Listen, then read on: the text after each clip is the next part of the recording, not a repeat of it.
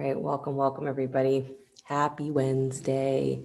My thought for you that I've been sort of coming back to, right, because it's an always coming back to kind of thought, is that the mind is really capable of being either our best friend or our worst enemy, right? We say this all the time, that it has the capability to be our best friend or our worst enemy. And that a lot of what determines that relationship or how that relationship forms is our ability to actually relate to our own minds, right? That's kind of the first step in yoga practice, is to have this realization, this very fundamental realization that I am not my mind, right? So it doesn't mean that your mind doesn't mean anything or that it doesn't have any relevance or that you can somehow throw it out the window, but just to have that acknowledgement that the activity of your mind cannot and does not dictate who you are or what you are or how you have to feel, right? It's activity, right? It's activity that's going on. But the fact that you can relate to it means that there is a part of you that is outside of that activity, right? That is beyond that. So this is one of our fundamental set of realizations in yoga, is to start out knowing that you are not your mind. And if you are not your mind, it means that you have the ability to relate to your mind. And you can relate to it either in a way where you treat it with a deep respect and actually give it affection, give it love, give it attention, or you can treat it the other way, right?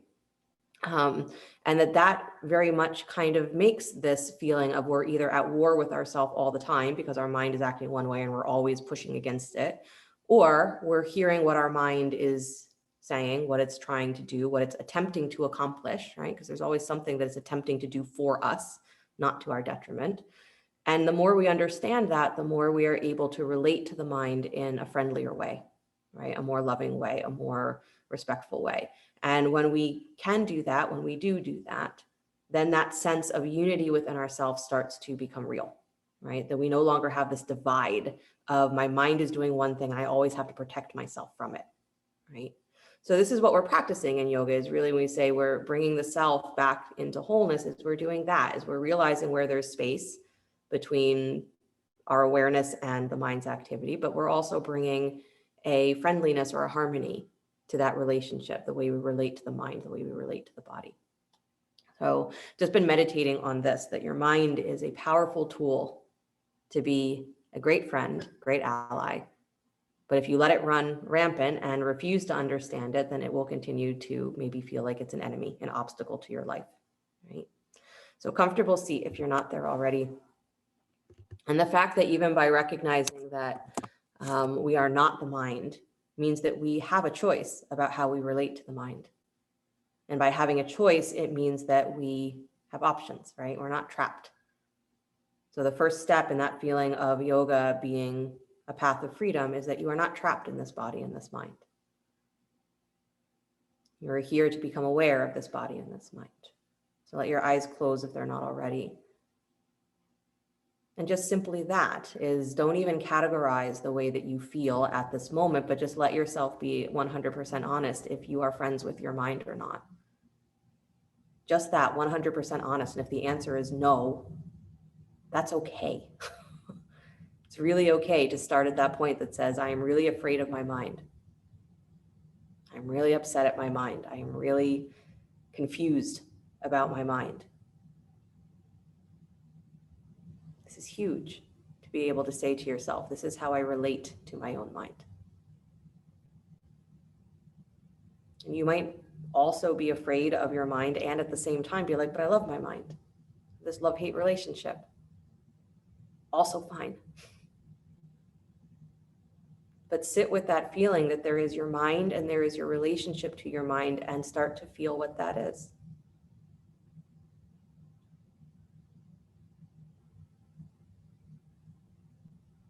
And then, as though you are sitting across the table from your mind, or you are sitting in some sort of face-to-face situation with your mind, can you fill in that space between you and your mind with love, loving kindness, friendliness? Just fill in the space. Doesn't matter what else is there between you and your mind, just fill in the space. Right? It's as though you have this sort of network or a structure that is the way you relate to your mind. Fill in the grooves of that structure with love. Fill in the shape with friendliness. And nothing has to change on your end or your mind's end. Just fill in the space.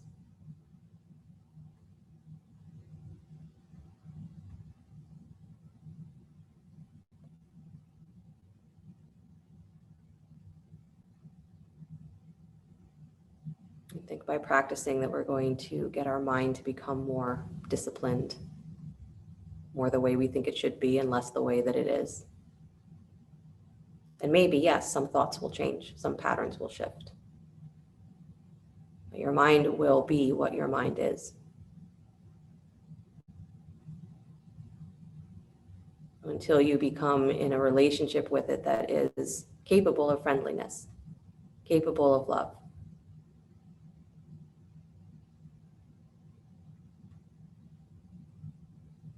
Then there will be struggle. So fill in the space.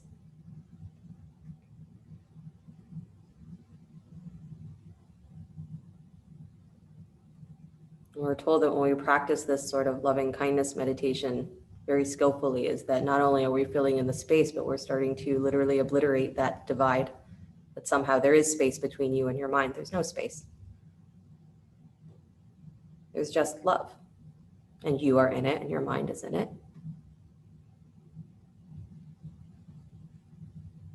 And when that is our perspective, there is nothing else. Then we say we've achieved realization, right? We're done. Nothing else to do. But start by just filling in the space. A little bit at a time. One breath at a time.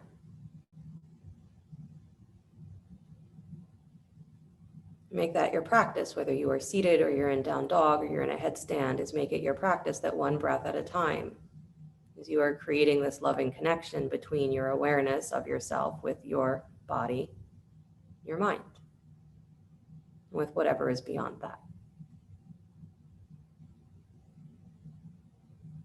So we breathe and we flow love. That's the suggestion.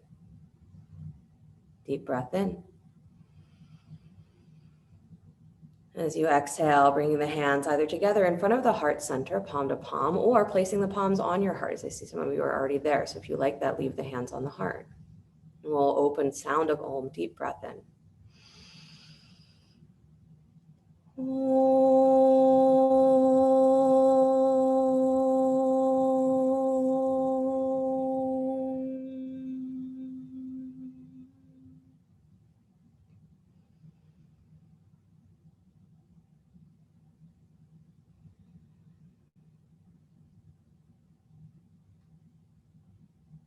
And let the eyes float open.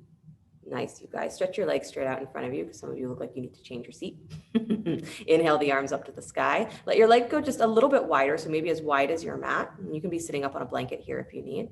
Arms up. And then bow forward, reaching for the ankles or the feet, wherever you can. I know it's first stretch of the class, so don't worry if you can't reach all the way to your toes. You can even bend your knees if that feels like it makes it easier for you to access your lower back, right? So if you're bending your knees, you're sending your sit bones back a little bit further so that you still get that stretch at the back of the legs. Good. And just hang there for a moment, right? Reaching through the lowest part of your spine. Good. Then do just very gentle cat and cow. So inhaling, lifting the chest just a little higher, exhaling, curling in, just so that you're feeling the fact that even in a forward fold, the body is not yet quite warm, is that you're able to move. These are these sort of fundamental things that we gloss over the longer we practice yoga, as we start thinking about things being so complicated. We forget that it's all meant to wind us back to this place of what is your relationship to your body and your mind? What is your relationship to this concept that you have a spirit? And if you're okay with having a spirit, but you're not okay with having a mind, you're going to run into trouble. Because how do you think you're going to know that spirit? Well, you know it partially through your mind. How you learn to feel that, interpret it. Something that can't truly be interpreted, but you try. Good. Round your back a lot. So pause in that cat position, holding onto the ankles or the feet. Draw the arm bones up into the shoulders, but you're still rounding. Good. One more breath. Hollow the belly. Draw the navel in. Nice. Then walk yourself all the way back up. Good. Bend the knees again. Cross the ankles. Roll forward onto hands and knees. And come into downward facing dog.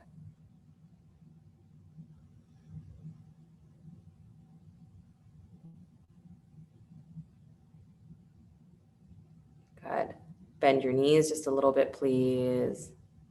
Good. And then with your knees bent, really press through the hands, draw the arm bones up and in, send your hips back even more. So with the knees bent, your hips go higher. Good. That's it. And just that, right? Keeping the knees bent, intentionally keeping the knees bent, work through that low length of the spine. So pull the hips up and back, pull the thighs back. Good. Keep your knees bent. Good. And again, stretching through the spine, knees bent. Beautiful. One more breath like that, letting the back of the shoulders dissolve a little bit more, but pull your hips back, press back through your sit bones. Good. And then go ahead any amount that you want to, let the legs come back to straight, but be fine with letting the knees stay bent if that's what gives you the greatest length on your spine. Good. And then step the right foot forward between the hands. Nice. Inhale the arms up to the sky. High lunge.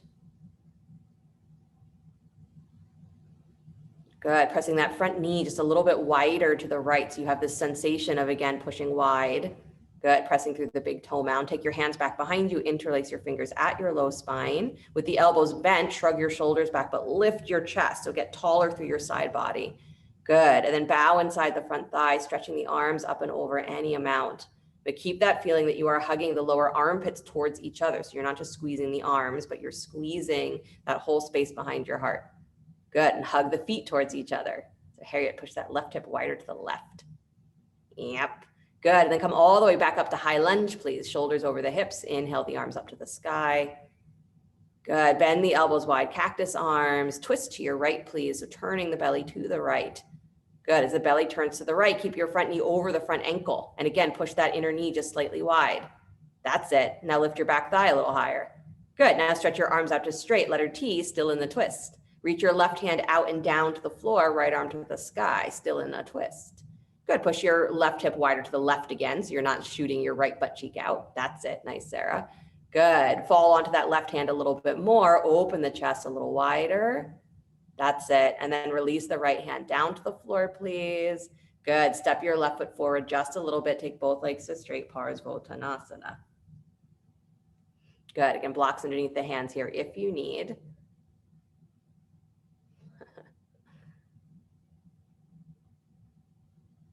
I know, just first pose, hamstring stretch. Second pose, hamstring stretch. Third pose, hamstring stretch.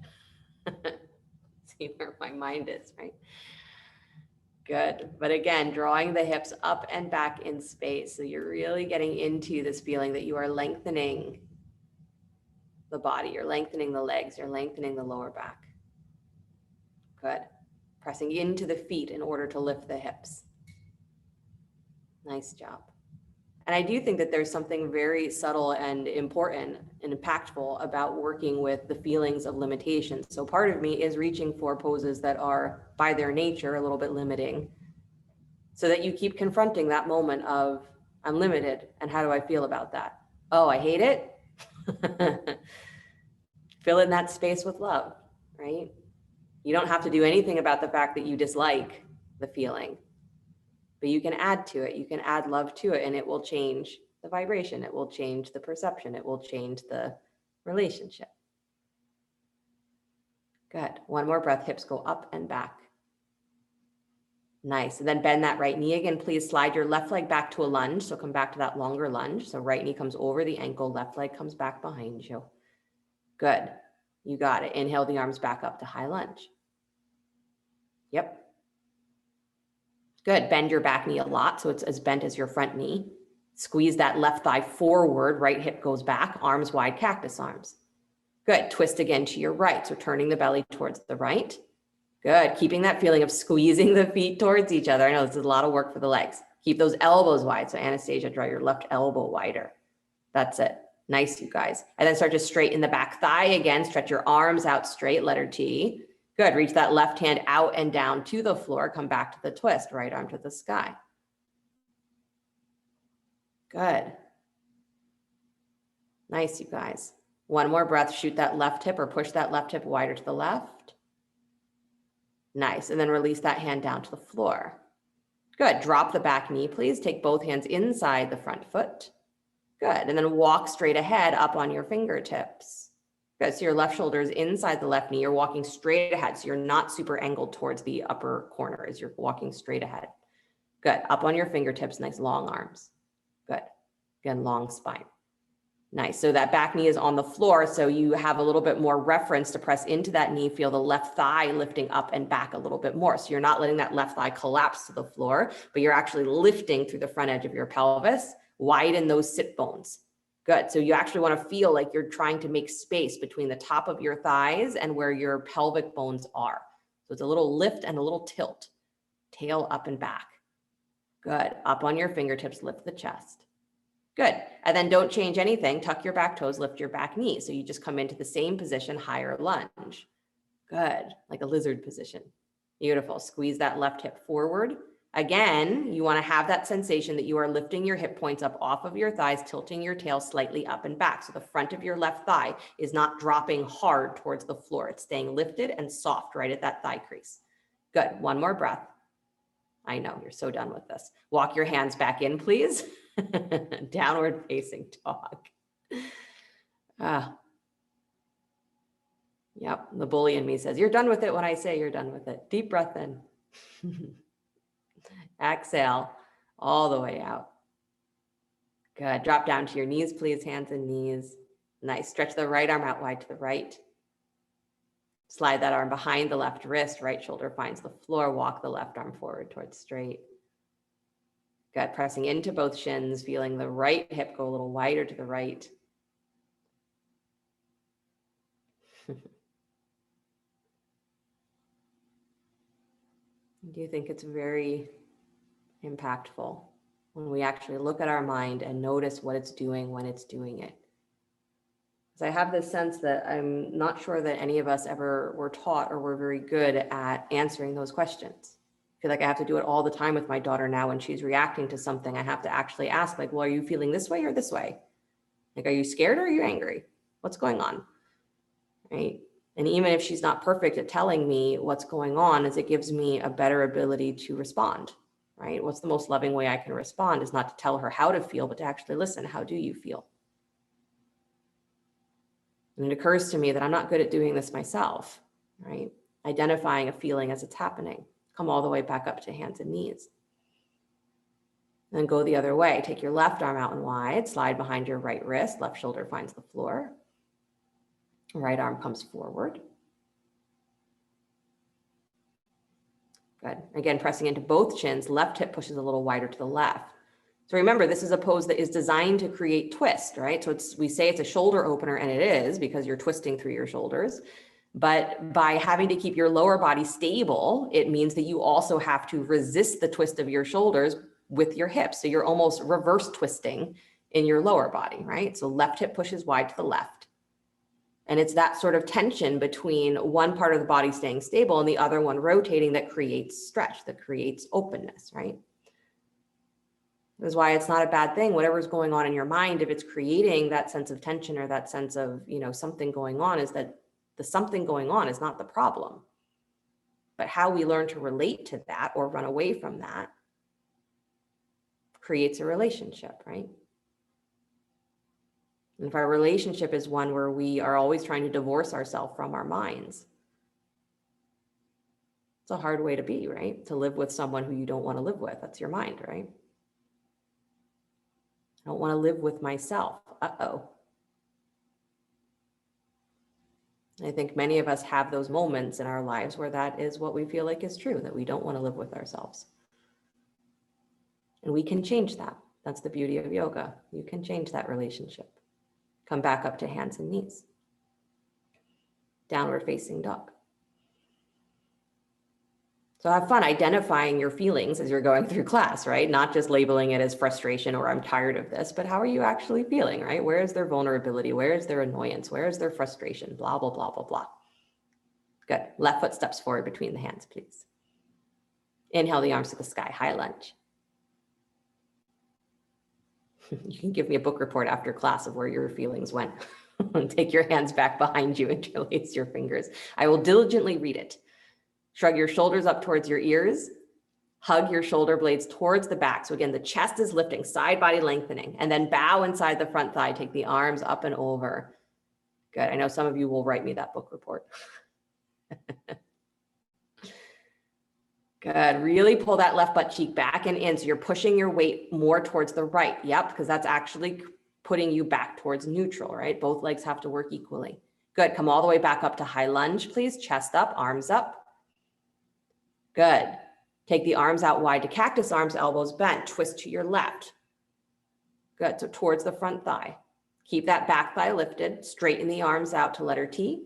And then reach your right arm forward like you're going to come parallel to the floor. Pull back through that back thigh as you do that. And then let that right hand touch down to the floor, left arm to the sky. You could come down to a block as well.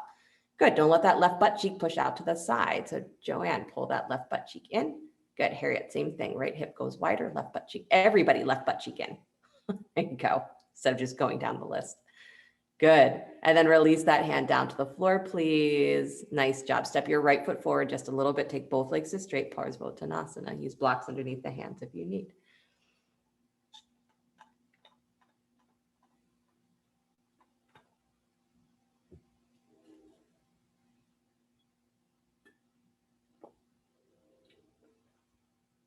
One of my daughter's books, there's a character, the whole book is about this character, a little girl, and it's really just about her going through these, many different scenarios in a normal life, right, as a little girl might. But there's a very specific page where she's up on a high dive, and the suggestion on the page is simply to listen to your brave side. And there's the two sides of her mind, one that's saying, I'm really not sure about this, I'm kind of scared, and the other one that says, I can definitely do this, right? And this is all of us, is that the mind is often in that state of multiple places, multiple conversations, multiple feelings that are all mixed together, and they're all equally real. Equally unreal, yogis would say, but equally real. And our problem is that we no longer identify them. We just feel that whole conglomeration and say, I don't know, I'm stuck, can't decide. My daughter goes to that page a lot lately. We talk about your brave side. What does that mean? To act when you're scared. To identify this is how I feel and also move forward. One more breath. Pull those hips up and back. Push into your feet. Good. And then bend that left knee again, please. Wiggle your right leg back to that longer lunge. You got it. Inhale the arms up to the sky. High lunge again. Come back to it. Bend your back knee a lot. So your back knee is as bent as your front knee. Squeeze that thigh forward. Lift your hip points up, more vertical. That's it. Arms out wide, cactus arms. Good. Keep both knees bent. Start to twist to your left again. Good. Nice, you guys. Nice. Now still in the twist, start to straighten that right thigh. So you're again lifting the inner thigh up and back. Good. Still in the twist, stretch your arms out to straight, letter T. And then reach that right arm forward beyond the toes of your front foot. So extend your spine and kick that back thigh higher as you do. That's it. Nice, Sarah. Drop that right hand down to the floor, left arm to the sky, spinal twist. Nice, Anastasia. Good, Mark. Good. Watch that you don't push out through that left hip, that front hip. Pull it in. I know it's going to feel awkward every single time, but do it. Good. Release that hand down to the floor, please. Both hands inside the front foot. Drop the back knee to the floor. And then walk your fingertips straight ahead. Good. So you're extending the arms. You're up on fingertips. Your shoulder is dropped inside that front knee. Good. Make sure that your knee is not going past your ankle. Nice. Yeah. And really long spine. So walk yourself out as far as you can go. And then on those fingertips, again, you are lifting the top of that right thigh, your back thigh up and back just a little bit. So you're softening the thigh crease and feeling that you are making that space between the top of the thigh and where it meets your pelvis. Good. So this is what we actually call flexibility in your pelvis, when you're able to make that space instead of saying, oh, I'm in a low lunge, which means that I always have this hard push of the front of my pelvis against my thigh. Just the ability to make that little bit of space is the practice, right? whether we're talking about meditation or physically, just the ability to manipulate, make a little bit of space. That's what our freedom is. So you're not stuck. You can change it. Good. Stay up on your fingertips, please. Tuck your back toes, lift your back knee up. So you're in that higher lizard pose. Good. Again, top of the thigh, back thigh lifts up. Try and find that little tilt of your pelvic bones. So you're lifting your hip points off of your thigh. Good. And then lifting your chest forward and up towards your fingertips. Yeah. Beautiful. And if you're hitting that feeling of a little frustration, limitation, restriction, so what? Hallelujah. It's there. Fill in the space with love. Friendliness. Good. Walk your hands all the way back in, please. Nice job. Step back to downward facing dog. Beautiful. Look forward between your hands, please. Step or jump your feet forward to squat. Good. Separate the feet nice and wide. Turn the toes out, bend your knees. Good. And then bring that right arm, right elbow inside the right knee. Take the left arm up to the sky. Twist, open. Good. Keep your hips dropped as low as you can. So you're still reaching through the lowest part of your spine. Your sacrum is lengthening down as the chest opens. Good. And then release and switch. Left hand down inside left knee, right arm to the sky. Good. Again, really dropping down through your sit bones as much as you can. Widen the knees, but press through the big toe mounds of the feet. Yeah. And then release that arm back down to the floor. Please walk your fingertips straight ahead, just a little bit on the floor, and then round your back. So your hips are still dropping towards your heels, but round your back. Keep your hips low and round. Good. So it's again, that lift of the hip points up, drop your seat. A rounded back, but drop your seat.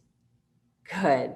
And then walk your hands back in, please. Nice job. Start to straighten the legs, turn your toes forward, standing forward fold. Good. Heel toe your feet a little closer together, please. And then take your hands to your hips, come all the way up to stand. Beautiful. Hug your right knee up and towards your chest. Good. Squeeze it in. As you squeeze that knee in, send the top of your left thigh up and back. And then bring the left hand to the outside of your right knee. Yep. And you're pressing that knee wide, so it's going just in line with your hip, but the energy is pushing wide. And then you're twisting your belly to the right and take the right arm back behind you, or keep the hand at your lower back, but continue to twist, looking back to the right if you can. Good. You're pressing that right knee wide into your hand, consistent pressure. Good. And then pull your top of your left thigh up and back. Yup. Beautiful. And then bring your torso back to center, arms to the sky, squeeze that knee in, no hands, pull it higher. Top of your left thigh pulls up and back. That's it. And then swing that right leg back behind you, lean forward into warrior three. So take the chest forward as you take your right leg back. Good. And again, don't let the top of that right thigh get hard because you're arching your back here. So pull up through the lowest part of your belly. Good. And try and soften the front of that right thigh. That's it. And then come all the way back up. Bring that right knee forward and up in towards your chest. Good. No hands. That's it. Nice, Anastasia. Good, Harriet. Good, Sarah. Good, Mark. And then release that foot to the floor, please. Nice job. Good. Inhale the arms up to the sky. Exhale, bow forward. Forward fold. Good. Separate your feet as wide as your mat. Turn your toes out 45 degrees. Bend your knees. Come down, squat. I don't know if that made that better or worse. Right hand down to the floor, left arm to the sky. Good. Dropping through your seat. Nice. And then release and switch. Left hand down inside left knee, right arm to the sky. Again, staying dropped through your seat. You let the weight of the body, of the lower body, stay reaching for the floor, rooting for the floor. Good. And then release that hand down to the floor, please. Good. Start to straighten the legs again. Turn the toes forward, standing forward fold. Heel toe your feet a little closer together. And then hands to the hips, come all the way up to stand. Good. Left knee comes up in towards your chest. Good. As that knee hugs in, top of your right thigh pulls up and back. So it's like you're pushing your butt up and back. That's it. Right hand reaches across to the outer edge of your left knee, and you're pulling the whole leg. The whole leg is pushing wide to the left just a little bit. Good. Top of that right thigh up and back. You should feel like your shoulders lean slightly forward. Good. And then twist your belly open to the left, stretch the left arm wide back behind you, or you can keep that hand at the lower back. Good. Keep pressing the inner left thigh wide, top of your right thigh goes back, butt lifts, shoulders slightly forward. Good. Nice, nice. Bring your chest back forward, please. Arms to the sky. Keep that knee lifted, no hands. Squeeze it up. Good. And then start to send it back behind you. Warrior 3, bring your chest forward. So this is all trying to make sure that your awareness is staying focused on what are you doing right this instant. Good. I know. A lot of outer hip stability stuff we're doing. And then come all the way back up, please. Bringing that left knee all the way back up and towards your chest. No hands if you can. That's it. Arms up. Pull up. Side body long. Yep. There it is. And then release that foot down to the floor.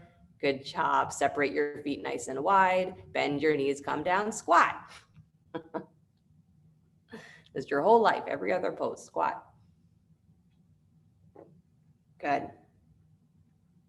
Press your elbows wide into your knees. Squeeze your knees in towards your elbows. Nice. And then drop down to your seat. Let your butt come to the floor gracefully. Bring the bottoms of your feet together, knees wide, Baddha Konasana.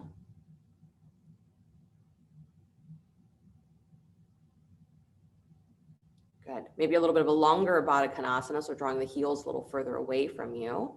So as you come forward, you can thread the arms, if that's available, underneath the raised knees. If that's not a comfortable position, you can, of course, leave the arms over top of the shins in front of you, but a little bit more of a rounded, softer Baddha Konasana. So letting yourself drop into the forward fold. If your back rounds, let it round. Good, but relax through the shoulders. Nice. Let the weight fall into the arms, or let the weight fall into the floor where you're not trying to hold yourself in the pose.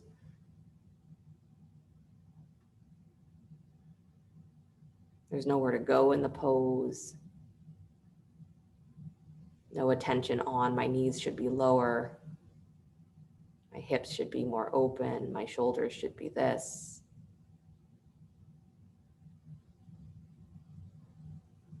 And there are no more shoulds. How do you actually feel about yourself?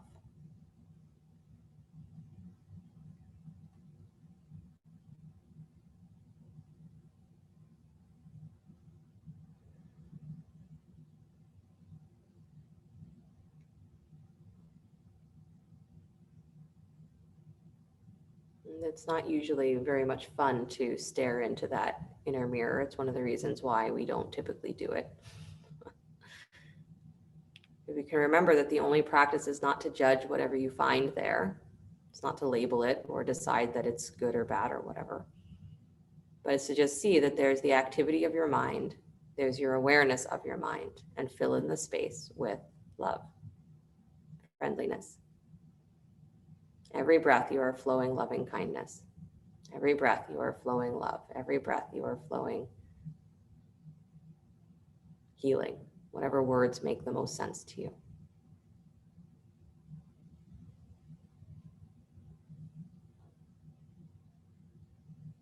Good. A last breath to let yourself drop into the pose a little bit more, softening through the shoulders, through the back, through the hips. And start to unwind yourself. So taking the arms out from underneath the legs. Beautiful. Stretch your right leg straight out in front of you. Good. Bring your left knee up facing the ceiling. Good. And then hug that knee in towards your chest. You lift the foot up off the floor. Right hand reaches for outer left foot, baby toe edge. Yep, you got it. Twisting your belly to the left, straighten that left leg straight out in front of you. Left arm comes back behind you. So it's like the same stretch that you were just in, but sitting down. Good. Lean towards the front edge of your pelvis. There you go. Nice. Chest open wide, like you're trying to turn your whole chest towards the back of your mat. Good. So Mark, just turn your gaze if you can towards the back. There you go. Good, you guys. Widening that left inner thigh. Beautiful. And then keep the leg lifted, please, as you unwind the twist. Reach with your right hand for your ankle or your foot. So you can take both hands to the ankle or behind the calf, whatever part of the leg you can find. So you're lifting that leg even higher, sitting up even taller. Good. Try not to lean back on your sit bones. You got to stay forward. Yep. Be realistic. Good. And then soften your shoulders away from your ears. Any amount, drop your forehead towards your shin. Nice. If you're getting tense in your upper back to do that, stop and come out to the point where you are not tensing through your shoulders. Good. And then release that stretch, please, hugging the right knee in towards your chest. Good. Cross the foot over your right thigh. Good. Wrap the right arm around the knee. Left hand comes back behind you. Twist. Good. Yeah, and then for some of you, if you want to go for a little bit of a bind, is you can actually slide that right arm or that right hand between the triangle of your legs. So it's a little bit of, you got to come on the outside of the knee, wrap the arm underneath, and the left arm comes back behind you. Yeah, so the elbow's on the outside of the, you got it, Harriet. Exactly. Yeah, you have to turn the arm sort of backwards. It's one of those weird ones. Yeah. Yep, good. Go ahead and let it go. Come on out. Good. Unwind that leg. Left leg comes straight down to the floor. Good. Bend the right knee in towards your chest. Good. Hug it up. And then take the left hand to the outside of the right baby toe. Good. Thumb pointing down. And then extend that right leg straight from the hip. Twist to the right. Right arm comes back behind you. Again, leaning forward towards the front edge of your sit bones. Keep both legs really active. Left leg as well, the one that's on the floor. Good. Squeeze those arms into the center of your back. So don't let the stretch of the leg pull your arm away. Good. Sarah, move your right leg a little wider to the right. Good. Chest up. Yes. Super tall, super open. Beautiful. And then as you release the twist, keep the leg lifted. Reach with the right hand for the ankle or calf or whatever part of the leg you can reach. Good. You can change the grip with the left hand. So both hands reaching for the back of the leg. Lift yourself nice and tall. Good. Extend long through the spine, and then any amount, drop your forehead towards your shin. Good. Again, watching that you're not doing that by tensing through your upper back. It's okay to bend the elbows, but don't start scrunching up into your neck. Good. And a deep bow. Inwardly noticing how you respond to limitation, how you respond to a moment of wild sensation. And then come all the way back up, please. Hug that knee in towards your chest. Good. Step the right foot over your left thigh. And then the left arm wraps around the front of that knee. Right hand comes back behind you. Twist. Good. And if you are trying for that bind, again, the elbow has to be on the outside of the knee, and you have to kind of point your left fingertips down, almost roll that left shoulder forward so that you can slide that arm between the legs. Yeah, it's a pretty awkward position. So if it's not working for you, don't worry about it. And the other hand wraps around the lower back. Good. That's one of those where we sometimes do say, well, if your arms aren't long enough, you're not going to love this one. Good. And then slowly release the twist, please. Coming back to center. Nice job. Unwind the legs, cross the ankles, roll forward to hands and knees. Downward facing dog.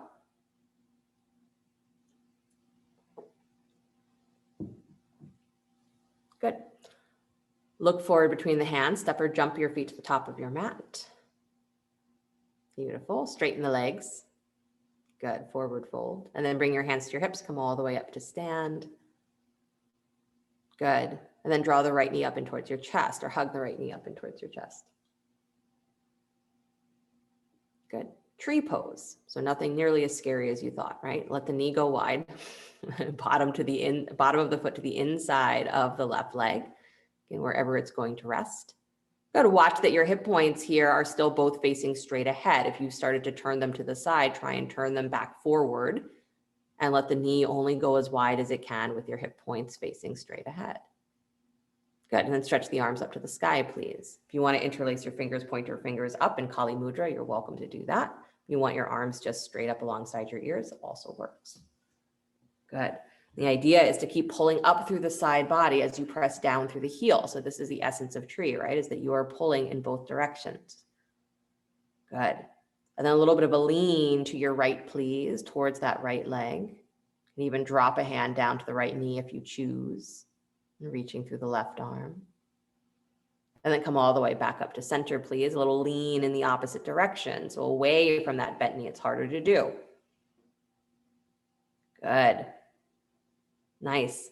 And then all the way back up to center, please. Awesome. Spin that right knee forward. Squeeze it up in towards your chest. No hands. Good. And then release the foot down to the floor. Nice job. Get set up for the second side, please. So left knee comes in towards your chest. Good. Draw the knee wide towards the left and then bottom of the foot to the inside of the right leg. Again, watching that your hip points are not flying open to the side. Keep them pointing straight ahead.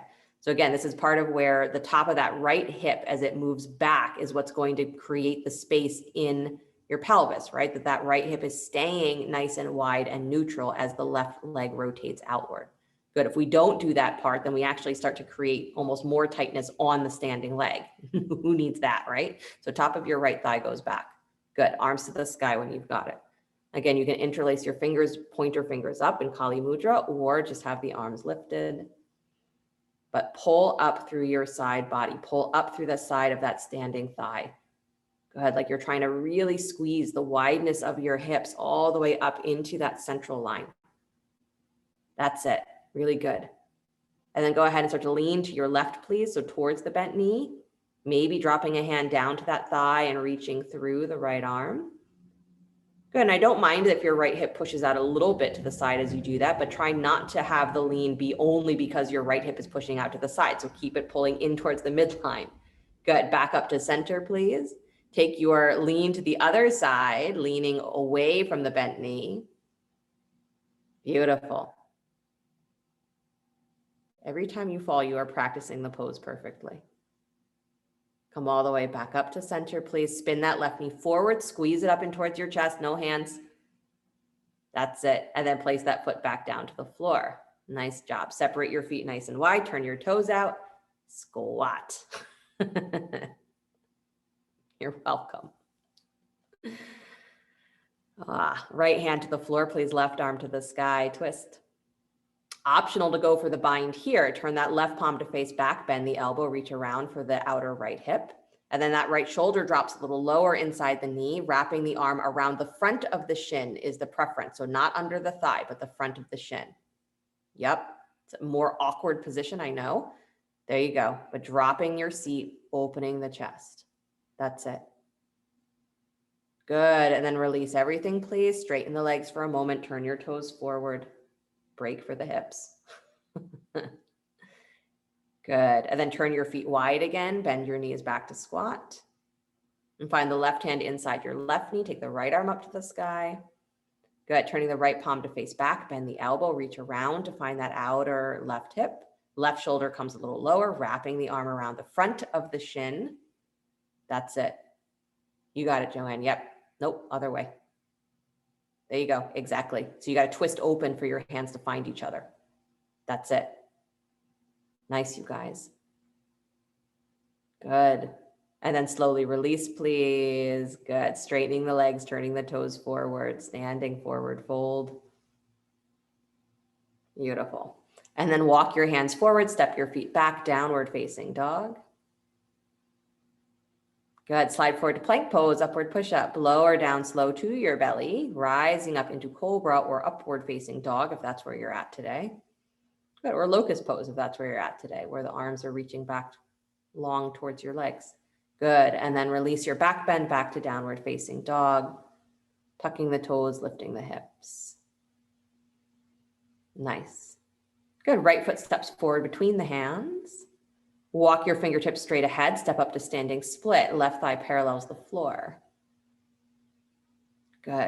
And the left hand stays on the floor. Take your right arm to the sky. Revolved Ardha Chandrasana. So again, you're moving top of that right thigh crease back and wide. Left inner thigh pulls wide. So switch your hands, Joanne. Left hand down, right arm up. Mark, switch your hands. Revolved Ardha Chandrasana. There you go. So your hips are square to the floor, but the torso twists. There you go. So right arm is lifted. Good. And then release that hand down to the floor, please. Beautiful. Step back to a nice long lunge. Drop the back knee. Use a blanket if you'd like. Anjaneyasana. Inhale the arms up to the sky. A lot of hip stability work today. I don't know what got into me. Deep breath up and in through your spine. Good. And then release the hands down to the floor. Nice job. Move your left hip back on top of your left knee. Take your right leg forward to straight, Ardha Hanumanasana. Good. So you're up on the right heel. Blocks underneath the hands if you need. You got it. Good. So enjoyed very much it recently. I went to an in-person kirtan, first time in a long time. You know, the purpose of kirtan is to kind of reach this ecstatic experience, right? Sometimes they say like you're out of the body, you're out of the mind, you're just in that state of ecstasy. And that's lovely. But then what happens when you have to come home to the body and the mind? Do you crash land? The suggestion is that we practice in that way. You get to experience that, or you cultivate an experience of that, and then you bring it back to the body and the mind. It's only through the body and the mind that you can feel that. So the ecstasy doesn't live out there. The ecstasy lives inside. It's buried in your mind somewhere underneath laundry piles of other unidentified emotions. One more breath. Good. And then what you're aiming for here, you might want to block, is I want you to simply walk yourself backwards in this same position so that you are sitting in Ardha Virasana. So the right leg is going to stay extended. But let's try it this way. So bend the knee just so you can set yourself up here. Is bend the knee and then place a block inside that left shin or inside that left foot. So you're dropping your sit bones down to the floor inside your left shin. So Virasana, butt to the floor inside your left shin. Good. So you might want the block underneath your seat and then re-extend that right leg. So your right leg is extended out. Left leg is folded underneath you, knee in line with your hip. Good. If that doesn't make any sense, almost mark. So you got to come up again and then you're on that left shin, but move the heel wide. So you're sitting inside the heel. And that's where you might want the block underneath your butt. Exactly. Yep. Looks a little bit like if you imagine someone jumping over a hurdle, right? In track like that. Yeah, you got it. Good. Inhale the arms up to the sky. Good. Bow forward over that right thigh.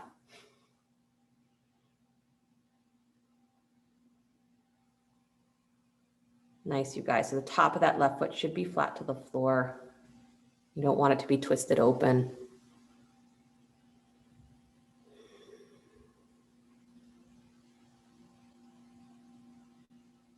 And something that, you know, one of the singers, one of the artists said during that kirtan, right, is that what you experience when the chant ends, because if you haven't been to kirtan, is it tends to be that you chant, right, repeatedly for a long period of time, right, 20 minutes at a time, right, you're chanting nonstop.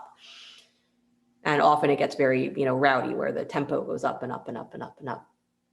And so when that suddenly stops, right, it's in the silence or it's in the space at the end of that where you start to really feel, oh, there's something. So I say yoga is a practice of just making space, because in that space, you can feel what is beyond the mind's activity. And in that space is where you can feel the ecstasy, you can feel the love that already exists in you as you. And you just bring that home to the mind. The mind starts to mirror that, and then there is no separation, right? It's not that complicated, but it does take attention. Walk yourself all the way back up, please, bending that right knee. Good. Gently bring yourself forward onto hands and knees. Do a little bit of cat and cow. Well, I try and remember how we started that whole sequence. Don't worry, I remember. For better or worse, I remember. Maybe. Good. But move the spine just a little bit. Again, we do a lot of hip work. We do a lot of one-sided pelvic work. It's nice to bring it back into center. Coordinated movement. Good. Come back to stillness, please. Tuck your toes, lift your hips, downward facing dog. Vinyasa, if you choose here, or just rest in dog, or even come to child's pose if you need. But the vinyasa is sliding forward to plank, lowering down to your belly, rising up cobra. Good. Finding your way back to downward facing dog. Nice. Good. And then the left foot steps forward between the hands.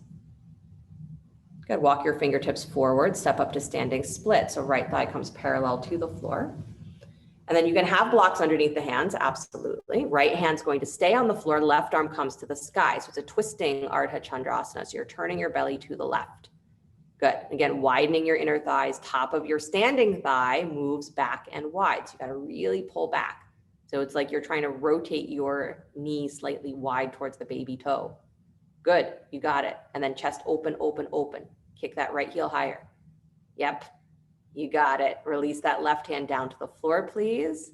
Nice job. Step back to a nice long lunge, dropping the right knee down to the floor. Use a blanket underneath the knee if you need. Inhale the arms to the sky, Anjaneyasana.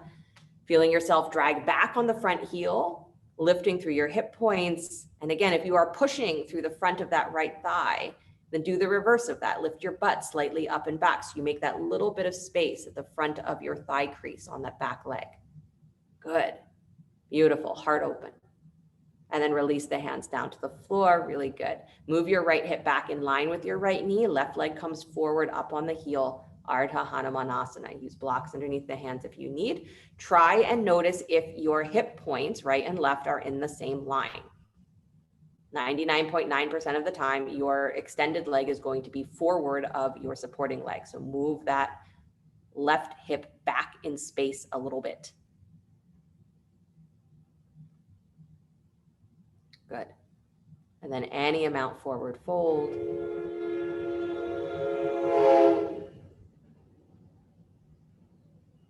Nice, you guys.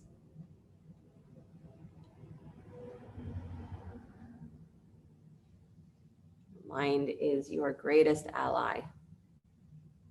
And the energy bodies, we say all the time that, the ego is what we blame everything on. It's because of the ego that we feel this way, because of the ego that we suffer, because of the ego, the ego, the ego. But in the realm of the energy bodies, the ego actually stands at the doorway of the bliss bodies. So the closest body to the soul. The ego is very close to the soul.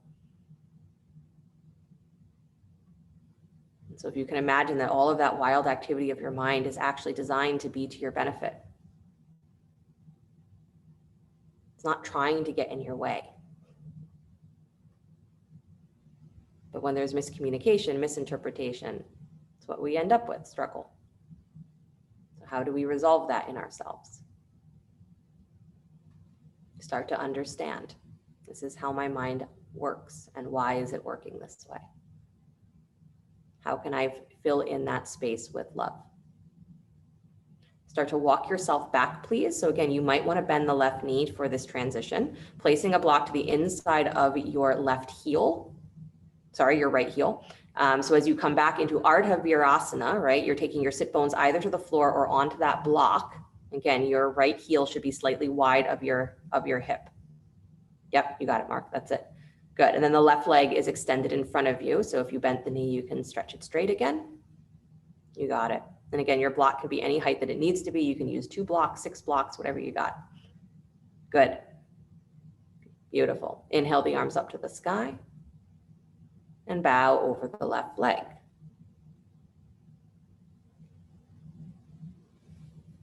Good.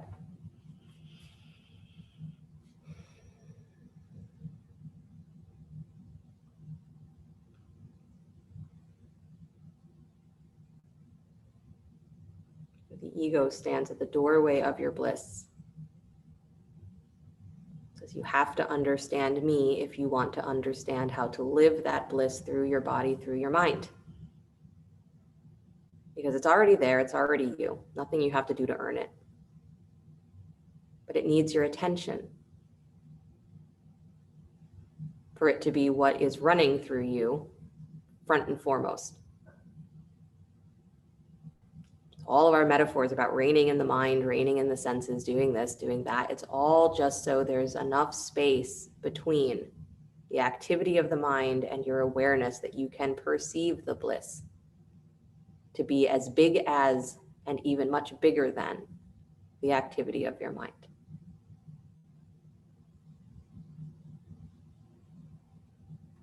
Not that complicated, but it takes your attention. Requires your attention. So start with meeting your mind. This is how I actually feel. This is what runs through my mind. And it's not important that I label it, but it is important that I feel it. And that I start to develop this relationship with the activity of my mind that is not me pushing it away. starting to find where there's a friendliness, understanding. Practice of yoga, learning to live with yourself. That's it. Walk yourself all the way back up, please. Good. Bend that left knee again if you'd like. Slowly come on out of your pose. Again, finding your way back onto hands and knees. Good. Do a little cat and cow.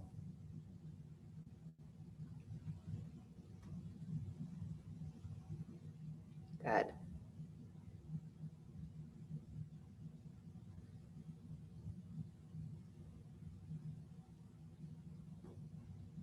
Nice. And then slowly come back to stillness, please. Press back child's pose, big toes together, knees wide, hips back to your heels. Good. And letting there be a heaviness to the lower spine where you're pressing through the front of your shins, where you're allowing the hips to really settle towards the heels.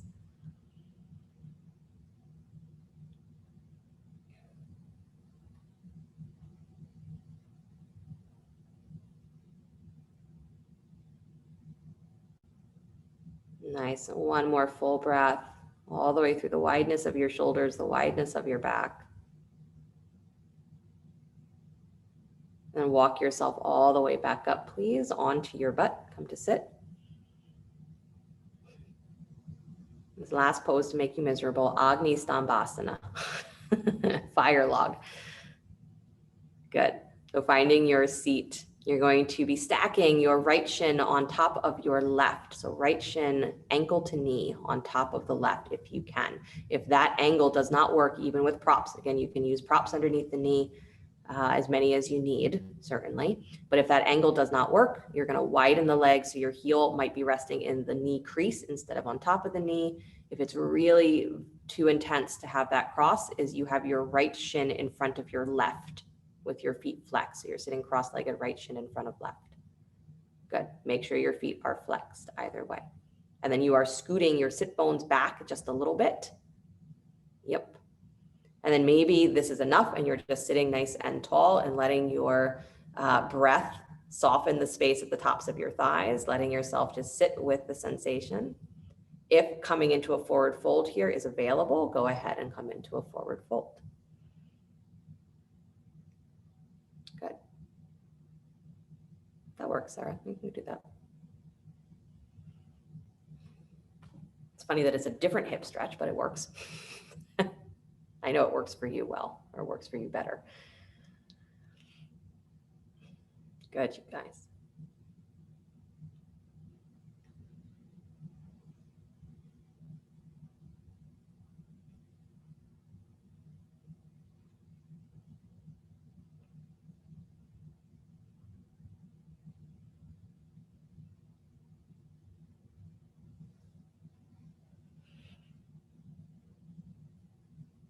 Nice, you guys. Keep the feet flexed, especially if you're in that forward fold.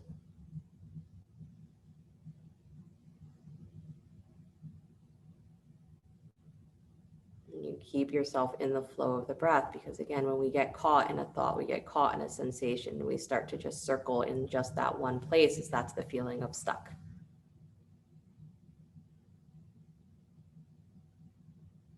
You can uncatch yourself. It's the whole practice of yoga. It's not down dog. It's not anything else. It's just knowing how you get caught and how to uncatch yourself.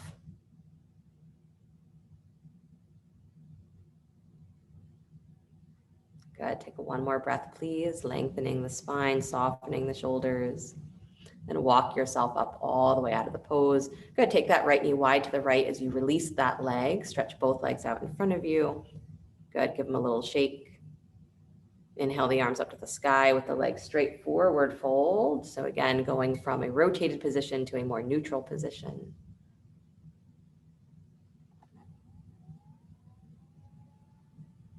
Good.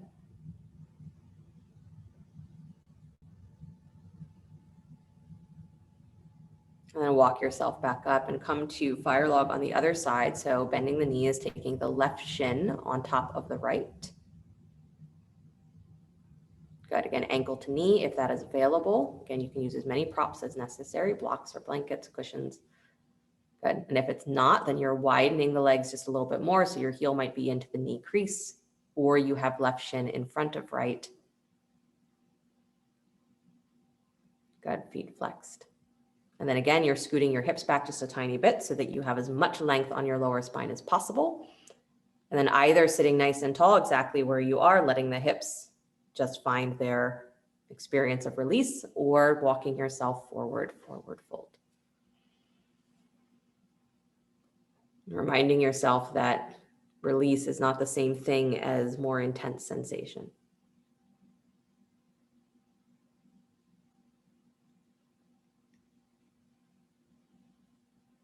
One of those funny things about our minds is that most of us, or many of us, have this thing where we actually crave intense sensation.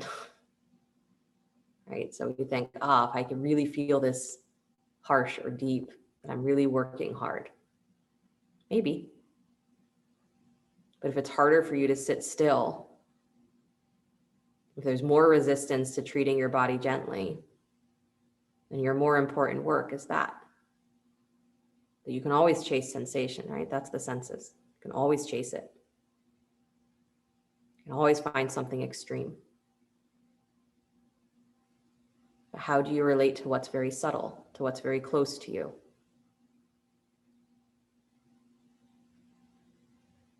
Do you actually understand when your mind is using sensation as a way to escape something?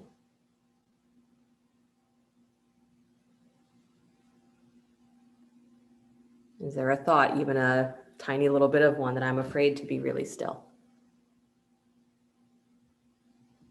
It happens so often. People tell you stories about their meditation experiences and they say, I was really going somewhere and then I stopped myself. I got scared.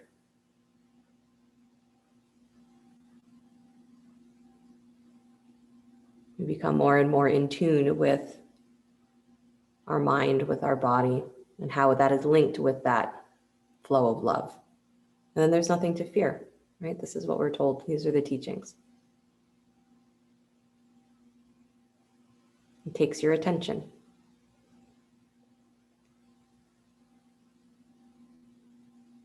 You start filling in the gaps wherever there is your mental activity and your awareness of it. You fill that space in with love, loving kindness, friendliness, whatever word you like.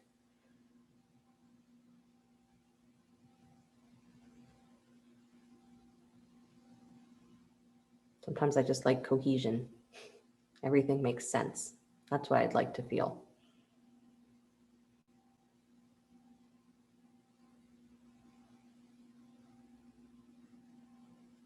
Good.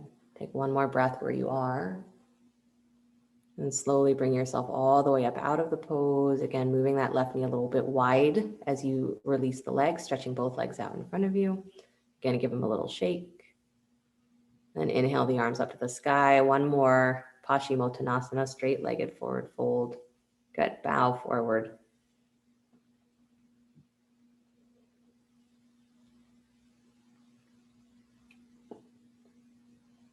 Nice. And then walk yourself all the way back up. So opportunity to go upside down in whatever version you would like. So if that is headstand, handstand, if you have a wall, welcome to do that.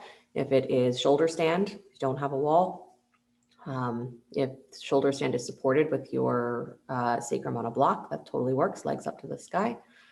Could be legs up the wall. Could be legs straight up to the sky, resting on your back. Could be bridge pose, the block underneath you, whatever you want. But some version of upside down, please. Nice, Joanne. Nice, Anastasia. I like that you're doing that in front of a mirror so I can actually see all of you. It's perfect. It should have been the requirement with when we went on Zoom. It said everybody had to get a full-length mirror in their house to practice in front of so we can see you. Good.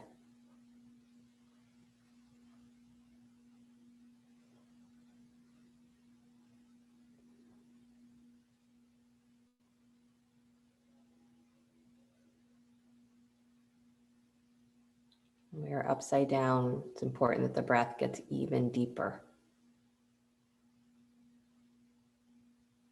Good. Anastasia, start to really draw those low ribs in. Yep. Yep, yep, yep. That's it. There you go. That'll stabilize you. Good.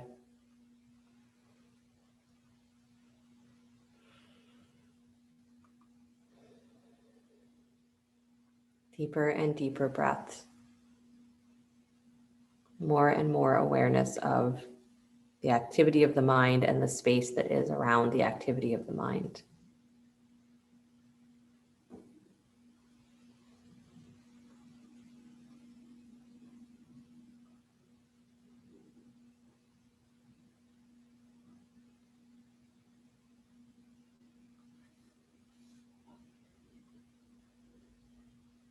Just another minute in your inversion. So if you are done already and you want to take a child's pose or come onto your back in constructive rest or take a supported bridge pose, you're welcome to do that.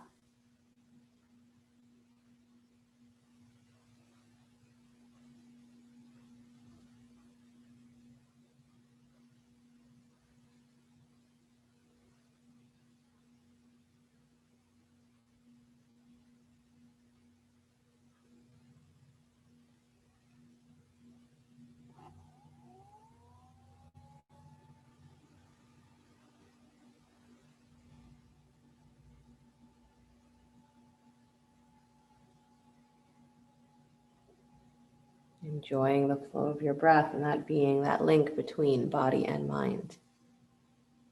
So when we say you flow with the breath, you flow love with the breath, it's exactly that, is that you are extending that loving energy between the body and the mind. And what is doing the extending? Deeper awareness. A deeper awareness that is already associated with that endless stream of loving kindness, endless stream of bliss.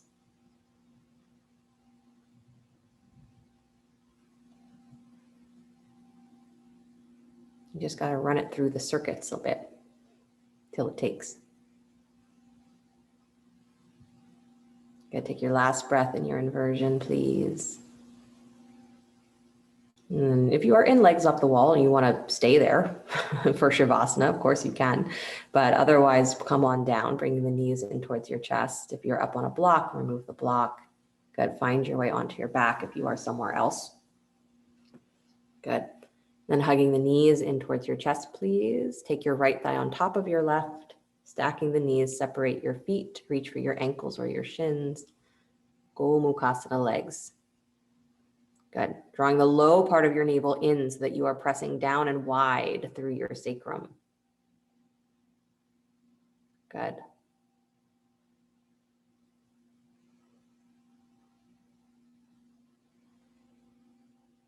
And then release, please, and switch to the other side. Take the left leg on top of the right.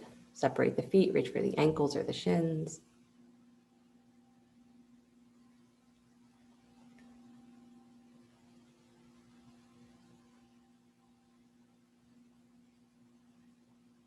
Good. And then as you unwind, hug your left knee in towards your chest, extend the right leg down to the floor.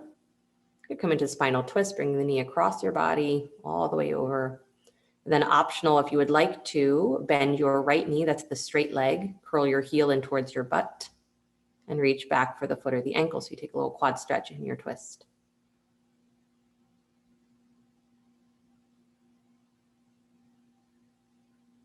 Good.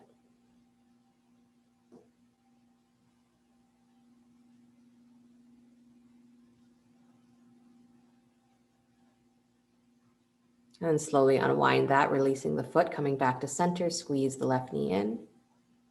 Then extend that left leg straight down to the floor, pull your right knee in, come across the body, spinal twist. And then again, the option is to bend the left knee, curl the heel in, reach for the foot or the ankle. Again, because it is an option, you don't have to do it. So if you choose not to do it, enjoy your twist.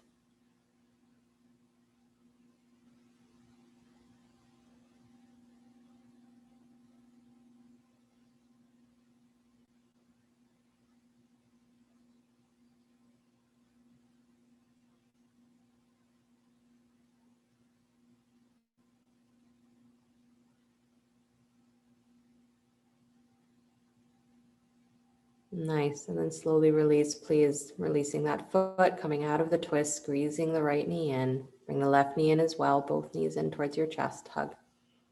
Forehead up to meet your knees, squeeze. Curling into yourself as much as you can.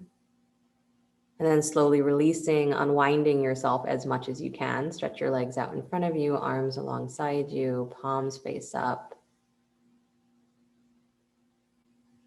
And again, can you put yourself face to face with some version of your mind? And fill in the space between you and it with love. If that doesn't make any sense, then just breathe in loving kindness, breathe out loving kindness. Doesn't have to have a place where it goes. Just breathe it in and breathe it out. It comes to you from somewhere, it goes out into somewhere.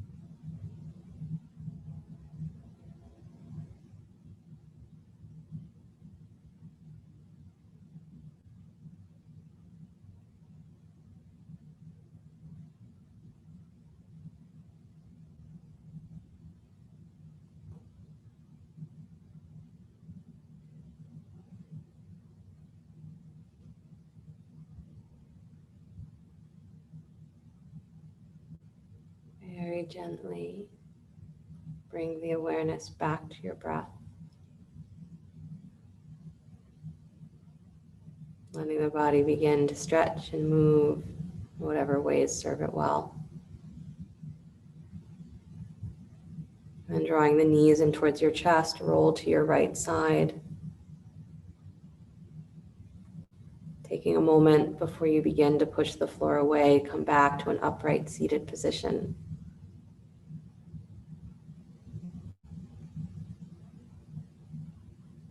Hands either coming to rest again at the heart center, palm to palm, or placing palms on the heart if that is your choice. That fundamental teaching of yoga that says you are not this body, you are not this mind. It's not to take you away from these things, but it's to give you that little bit of space so that you realize that what you're doing here is relating to your body and your mind. And that relationship, whether your mind continues to be an enemy or a friend to you, is how you are running that divine energy through you. Are you running it through you as loving kindness, or are you running it through you as something else? And the beauty of this practice is that you can change that relationship. You can learn to live in yourself, with yourself, in a way that is more friendly, but it takes your attention. It takes your willingness to look at how does the mind act? What is it doing? And can I fill in the space between my awareness and its activity with love? Can I bring that into the forefront of my awareness so that eventually that's all there is? Because yoga says that is all there is. This mind stuff is just distraction. So you are not your mind. You should be friends with it because it is a deep part of how you experience this world and how you experience yourself. So flow loving kindness through it, flow friendliness through it, flow whatever the correct word for you is that speaks to your heart. Become friends with your mind. And close to the sound of Om, deep breath in.